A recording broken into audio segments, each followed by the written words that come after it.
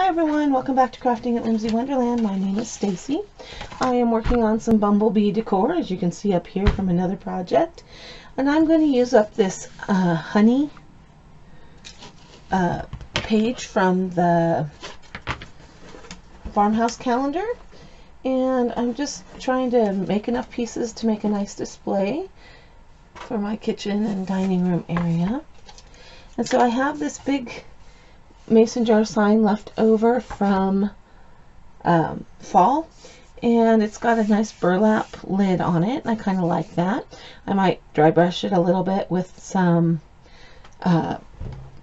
metal or gray to make it look a little more metal. And then the first thing I need to do is get this glitter off.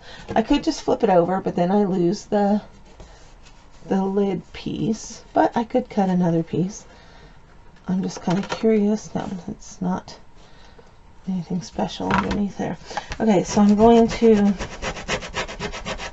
scrape as much of the glitter as I can with my cutting knife.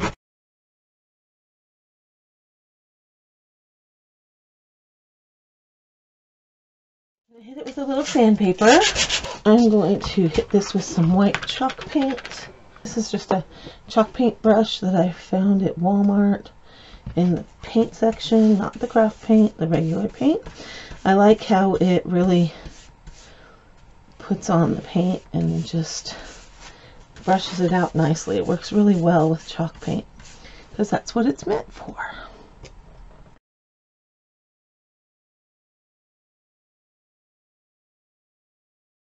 What I like about this paintbrush for chalk paint is that a lot of times if I use it, I can get the job done with one coat. The bristles on it just do something different to the paint. I don't know. It's what it's made for, so it really works. Okay, I'm going to hit it with the heat gun to dry it out and put a second coat on it if we need it. Now that it's dry, I'm seeing that it does need a second coat. The reason I'm painting it is just so that this picture doesn't come through the calendar picture, because the calendar paper is pretty thin. And then I'm going to put this over here to dry, and I'm going to clean up my mess real fast. And then I have a trick to show you for the calendar page. For this, if you're not careful and you don't pay attention to this part, you might end up seeing the calendar lines and numbers through the picture because it's pretty thin paper, and if you don't do something to the back. So what I've been doing these last several projects is just painting black on the back of my calendar page, and I don't worry about painting the whole thing. I just come to the edge of the calendar lines and numbers, and it doesn't have to be a super thick heavy coat, but I just cover them up. And the paper is going to curl on you. It's just part of what it is. And it's okay. It's going to flatten back out when it dries. So, and you're going to also be cutting this, so it will all come out just fine. I recommend painting it before you cut it, because as it dries it'll flatten back out. Plus it's just easier to get all the way to the edge without messing up your picture if you paint it before you cut it. And it's not that big of a deal. It's a little bit extra paint, but I think it's okay. You decide what works for you, but the first one I did when I painted the back, I cut it out first, and the whole time I was painting it I was irritated with myself for having cut it out first, because it just kept rolling in, and I ended up with paint on my piece, and I had to distress it in a way I wasn't planning on distressing it to cover that up, because the paper wants to curl under, and as it curls under it tracks paint with it, and then it gets on the front, and it's not a good look. So just paint it out. I always start with the edges. They start to curl, then I push them back down, and that seems to help. And then I can also hold it still with by the middle or by the edges. So you just want to get that painted, and then you want to leave it alone and let it completely dry before you try to cut it. Okay, it's got to be completely dry. And I also found that it will dry better and flatter if you just let it dry on its own. Don't try to take the heat gun and speed up this process. Give it 20 minutes if it needs 20 minutes, depending on how warm your craft room is. Okay, putting the heat gun on it just made it want to curl up worse. So there's that, and you aren't even going to see the paint on the other side. It does not soak through, unless, I suppose it would if you slather it on, but this is pretty lightweight. So we're going to walk away right now and leave these things to dry, and come back and finish our project. Okay, let's get back to this honey jar. I took a piece of tissue paper and I traced this jar, and I cut out the shape of the lid because, remember, I painted the back of my honey artwork black. Anyway, I did that, or did this tissue, because I wanted to be able to see where I needed to cut this in order for it to fit nicely onto my piece. The tissue is a little tiny bit bigger. Not much, just tiny bit bigger than the jar, just so that I can sand off the edges and get a nice finish. And I'm not tracing this shape on here super duper close either. I'm leaving a little bit of playroom there. I am being careful with this top piece though, because this is where the lid hits, and I do want to get as much of that on there as possible. I have my jar traced out, and I'm going to grab my scissors, and I'm just going to cut this kind of big, because I don't want to have any of the white jar exposed. I want to be able to make sure. I'm going to cut carefully though on where the lid is, because that's the part that needs to be the most precise.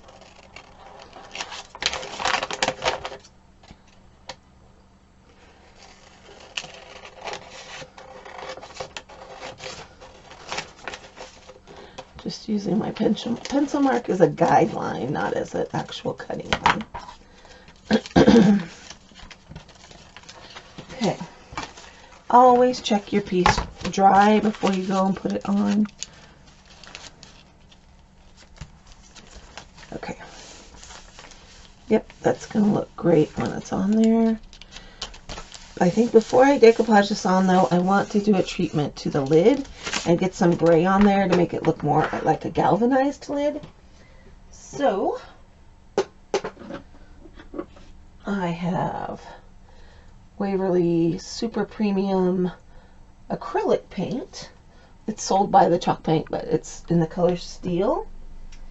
And so I've got Steel, Elephant, and Nimbus.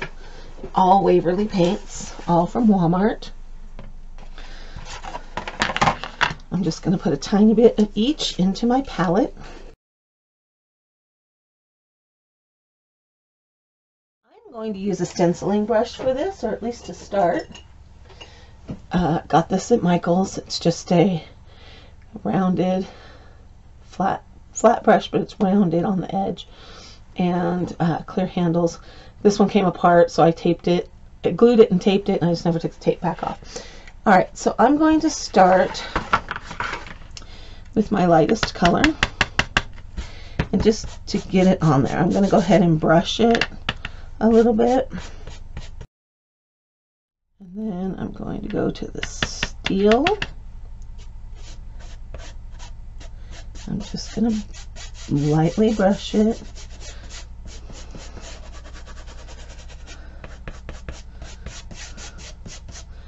just a little bit of this elephant. That I'm just going to pounce on.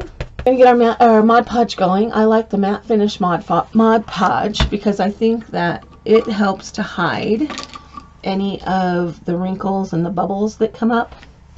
With the shiny stuff, the shiny Mod Podge, sometimes it like highlights the bubbles and the wrinkles and the imperfections, and it makes them catch the lights a lot more. Whereas the matte finish, it kind of just soaks in the light. It doesn't really shine and say, hey, look at me. So I prefer to use the matte. I find it to be more forgiving. Now this might be a good piece to try with the iron-on method, where you let the Mod Podge dry on the piece and then you iron on. But I tend to have fairly good luck with just regular Mod Podging. So especially once I've painted the back of a piece for Mod Podging, that painting onto the back just seems to break the fibers in already. It's like they've already been wet and curled and they've flattened back out, so they don't tend to curl and wrinkle as much when you put it down with the Mod Podge, because it's already been through that process. Just going to use my roller. Get out all the wrinkles. Make sure that you get it stuck down really well. Wrinkles are formed by when you either have too much Mod Podge under your piece and there's a puddle that you have to move around, or when there's not enough Mod Podge, you get an air bubble in there. If it's too much Mod Podge and you can feel it squishing around, then what I would do is just go get a pin and poke a little hole in it and let the puddle of Mod Podge out. If it's just a dry pocket, you just need to keep working it. Push it down, roll, use a roller, use a credit card to move that bubble to the outside. One way to not have dry spots is to paint both with Mod Podge, both the piece and the art piece, and then stick them together, two wet surfaces. You won't have as many air pockets that way, but you're going to have more chance of it bubbling because of too much Mod Podge. So you have to just kind of, it takes practice. My first several pieces Mod Podge just did not come out well at all. So I'm going to take a Dollar Tree sanding block. You can wait until this is completely dry, but I like to do it while it's still wet. Always when you use sandpaper, go from front to back, never from the back to the front, because that will lift your paper up off of your piece. You don't want that. You just spend all that time working it to get it to stick down. You don't want to peel it back up. And once you've gone all the way around, you have a nicely shaped piece. And now I can see that I don't have enough Mod Podge here. If I hadn't sanded that edge off, I would not have known that. If you're getting some wrinkles, just keep working it as it dries. When I am doing my final coat of Mod Podge, I like to go with my brush strokes pretty much all in one direction, because I think you get a better finish that way. Sometimes you will see the brush strokes, and if they're all going every which way, it just doesn't look as nice as if they're all going the same direction. I will go like around the edges, but when I finish off, it's always straight clear to the bottom. And I'm going to put a little Mod Podge too on this painted lid. I waited to do the lid till last because the paint on there is still wet and I didn't want to smear that gray all over my piece. So I'm just going to seal this in. This is going to help the burlap to stay stuck down. This needs to sit and to dry. Honey jar has dried, and I'm loving how this is looking. It's smoothed out pretty well. There's a couple of little wrinkles in there, but it's not too bad at all. And I'm okay with the color up here. I was thinking about taking the Sharpie and adding some distressing lines, but I think I'll just leave it be. But I do want to put a little bit of like a bow on here. So I've got a piece of chunky jute, just a scrap I had lying around. I cut too many pieces for a project I did for something else.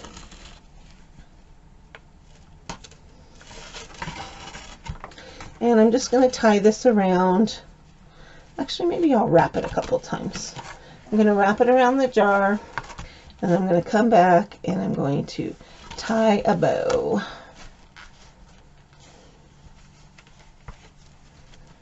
I don't want my bow to be too big, and I like to have my bows off to the side. I don't like them smack down the middle for some reason. I don't know, it's just me. I like them to the side. And then sometimes I like to hang a little charm of some sort down there.